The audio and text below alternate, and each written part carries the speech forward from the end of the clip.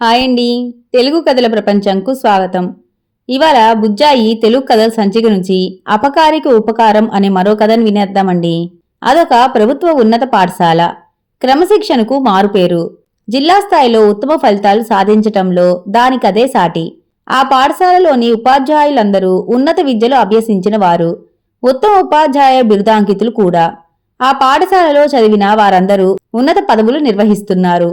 ఎందరో పూర్వ విద్యార్థులు దేశ విదేశాల్లో కూడా బాగా రాణిస్తున్నారు. ఆ పాఠశాలలో వరుణ్, అశోక్ అనే ఇరువురు విద్యార్థులు 10వ తరగతి చదువుతున్నారు. వరుణ్ ఆటపాటల్లోనూ చదువు సంజల్లోనూ ఫస్ట్ ప్లేస్లో ఉండేవాడు. అశోక్ వరుణ్తో అన్నిటా ఎప్పుడూ పోటీ పడేవాడు.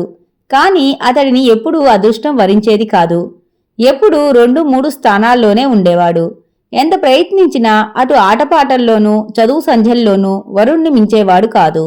దాంతో వాడిలోని అసూయ భగ్గుమన్నది. ఎలాగైనా వరుణ్ణి దెబ్బతీయాలని సమయం కోసం ఎదురు చూడసాగాడు. అదే సమయంలో దేశ స్వాతంత్ర్య దినోత్సవం సమీపించింది. ప్రధానోపాధ్యాయులు ఉపాధ్యాయ బృందంతో చర్చించి ఘనంగా చేయాలని నిర్ణయించుకున్నారు. గ్రామంలోని ఉదారులు కొందరు ముందుకొచ్చి ఆటపాటల్లోనూ చదువు సంధ్యల్లోనూ వివిధ కళల్లోనూ వక్తృత్వం, వ్యాసరచన, దేశభక్తి, గీతాలాపనల్లోనూ ప్రావీణ్యం గల విద్యార్థులను సత్కరించేందుకు సిద్ధమయ్యారు. అంతే, పాఠశాలలో పండగ వాతావరణం నెలకొంది. ఏ మూల చూచినా ఆయా రంగాలలో ప్రావీణ్యమున్న ఉపాధ్యాయులు విద్యార్థులకు పోటీలు నిర్వహించి విజేతల లిస్టు తయారు చేస్తారు.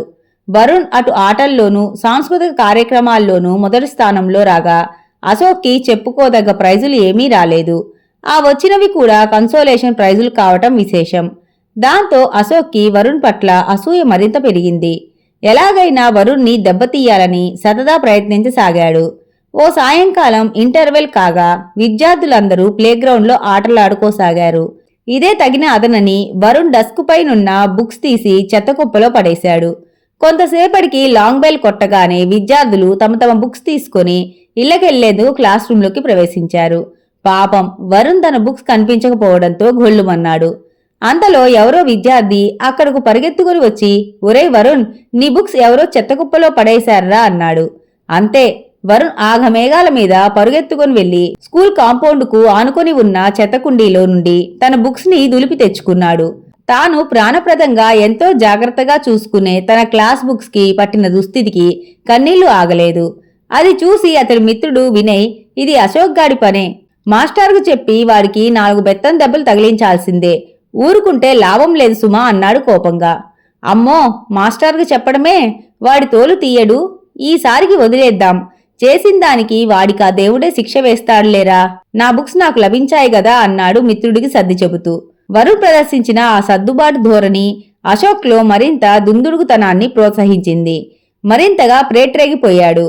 క్లాస్లో పిల్లలు గ్రౌండ్లో ఉన్న సమయంలో పిల్లల జామెట్రీ బాక్సులు తీసి వరుణ్ బ్యాగ్లో పడేసి తేలుకుట్టిన దొంగలా ఉండిపోయాడు. వరుణ్ణి అందరూ దొంగ అంటుంటే చూసి ఆనందించాలని ఆ సమయం కోసం ఎదురు చూడసాగాడు.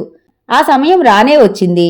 లెక్కల టీచర్ జామెట్రీ లెక్కలు చెప్పబోగా 3 పిల్లలు లేచి, మాస్టారు, మా జామెట్రీ బాక్సులు ఎవరో దొంగిలించారు అన్నారు.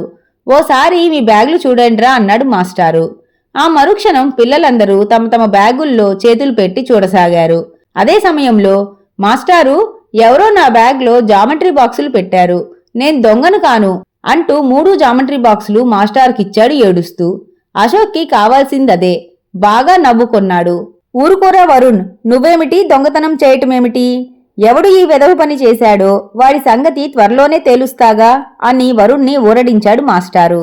అంతలో కాలచక్రం పరిభ్రమించగా 10వ తరగతి పబ్లిక్ పరీక్షలు సమీపించాయి. పిల్లలు ఇతర వ్యాపకాలు మాని పట్టుదలగా చదవసాగారు. పబ్లిక్ పరీక్షలు ఆరంభం ఆ రోజే. అశోక్ పాపం పండింది. అన్నట్లు అతడి హాల్ టికెట్ ఎక్కడో పడిపోయింది. ఇన్విజిలేటర్ అతడిని పరీక్ష హాల్లోకి పంపలేదు. కాళ్ళా వేళ్లా పడ్డా కనికరించలేదు.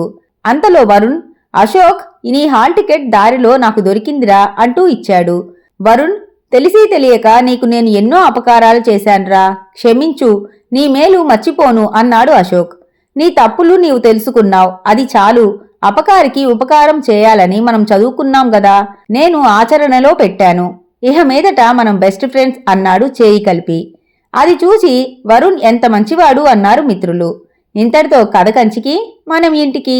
ఈ కథ గనక మీకు నచ్చినట్లయితే లైక్ చేసి, షేర్ చేసి, కామెంట్ చేసి మన ఛానల్కి సపోర్ట్ చేసేయండి ఫ్రెండ్స్. ఇక ఉంటానండి. By by.